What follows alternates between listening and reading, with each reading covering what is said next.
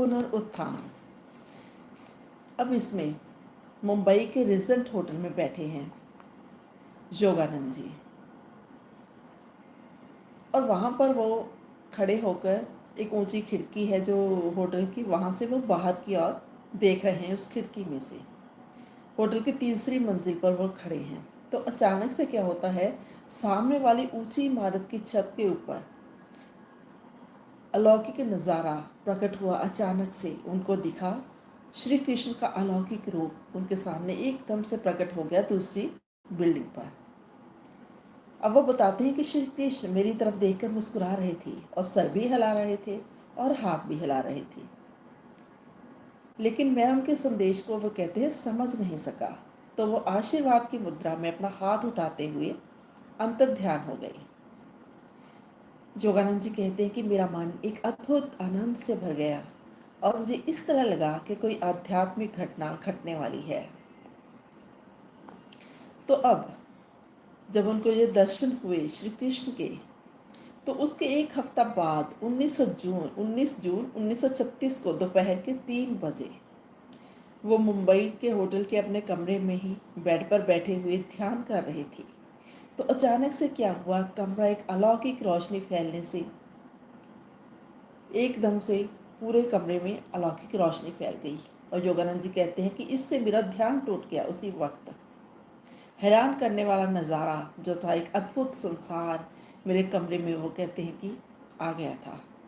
सूर्य का प्रकाश एक स्वर्गीय तेज में बदल गया था और श्री युक्तेश्वर जी को मैंने अपने हार्ड मांस के शरीर में अपने सामने खड़ा देखकर मेरी खुशी की कोई हद ना रही, वह कहती हैं।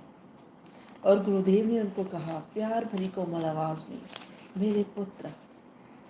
और उनके चेहरे पर देवतों जैसी मोहित करने वाली मुस्कान थी। योगानंद जी कहते हैं कि जिंदगी में ये पहली बार था जब मैंने उनके स्वागत चरणों में प्रणाम न करते हुए सीधे ही उनको अपनी बाहों में लेने के लिए मैं व्याकुल हो उठा।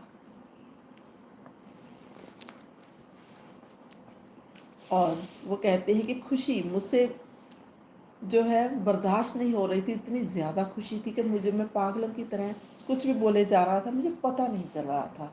और मैं बोल रहा था, ओ मेरे महबूब, ओ मेरे परमात्मा, आप मुझे छोड़कर क्यों चले गए?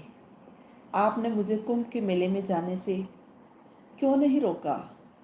आपको छोड़कर जाने के कारण मैंने अपने आप को कितना धिक्कारा, क्या पता है आपको? तो उनके गुरु साहब कहते हैं, जहाँ मुझे बाबा जी के पहली बार दर्शन हुए थे, उस तीर्थ स्थान की यात्रा करने की तुम्हारी उम्मीदों भरी खुशियों में मैं रुकावट नहीं बनना चाहता था, इसलिए मैंने तुम्हें नहीं रोका। मैं तो थोड़ी देर के लिए तुमसे अलग हुआ था, क्या अब फिर मैं तुम्हारे पास वापस नहीं आ गया हूँ? तो योगानंद जी कहते हैं, परंतु गुरुदेव, क्या ये आप ही हैं, परमात्मा के वही शेर जो आपने ये शरीर धारण कर रखा है?